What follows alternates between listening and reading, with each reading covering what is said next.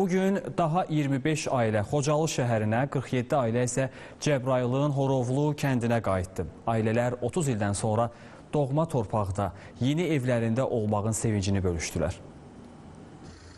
Böyük qayıdışa dair birinci dövlət proqramı çərçivəsində Cəbrayılın Horovlu kəndinə növbəti köç baş tutub. Səhər saatlarında yola salınan ailələr doğma yurdlarına çatıblar. Horovlu kəndi bugün 47 ailə olmaqla 189 nəfərə qucaq açıb. Ailələr yenidən qurulan kəndə sevinç gözyaşları ilə qədəm qoyub, öz doğma yurdlarında yaradılan şəraitlə tanış olublar. Qeyd edək ki, kəndin ümumi sahəsi 248 hektardır. Birinci mərhələdə 94 hektar ərazidə 334 fərdi ev inşa edilib. Evlər 2, 3, 4 və 5 otaqlı olmaqla müasir kommunikasiya şəbəkəsi, su, işıq, qaz, günəş panelləri, yüksək sürətli internetlə təmin olunub. Kənd daxili yollara asfalt döşənib. 624 şagird yerlik məktəb binasının, 220 yerlik körpələr evi uşaq bağçasının, 2 mərtəbəli inzibati binanın, bazar kompleksinin, çoxfunksiyalı iaşə obyektlərinin, tibb məntəqələrinin və idman sağlamlıq mərkəzlərinin tikintisi həyata keçirilib. Kənddə tarixən istifadə olunmuş, işğal dövründə dağıdılmış əskər,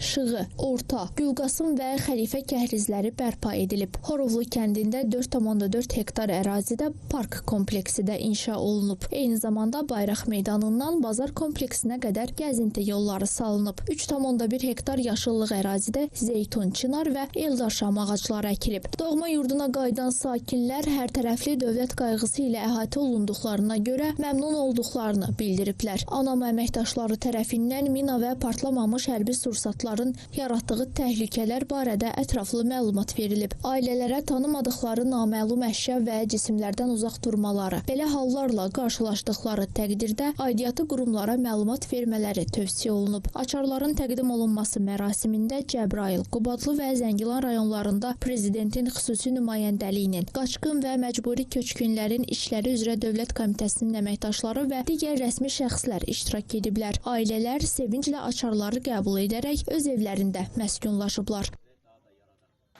Böyük qayıdışın digər bir ünvanı isə Xocalı olub. 136 nəfərdən ibarət 25 ailə doğma yurduna qayıdıb. Xocalıya çatan ailələri Xankəndi şəhərində, Ağdərə və Xocalı rayonlarında Prezidentin xüsusi nümayəndəliyinin əməkdaşları və bərpa, tikinti və idarə etmə xidmətinin rəsmiləri qarşılayıb. Ailələrə yeni mənzillərinin açarları təqdim edilib.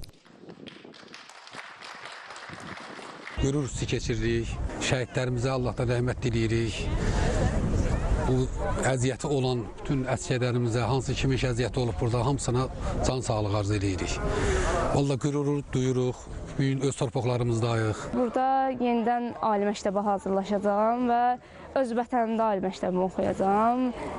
Bunun üçün fərəhlənirəm və öz vətənimə, millətimə layiqli övlad olmağa çalışacağam. Qeyd edək ki, bugün Qarabağ və Şərqi Zəngəzurda ümumilikdə 60 mindən çox insan yaşayır. Qarabağ əzəli və əbədi sakinləri ilə çiçəklənir.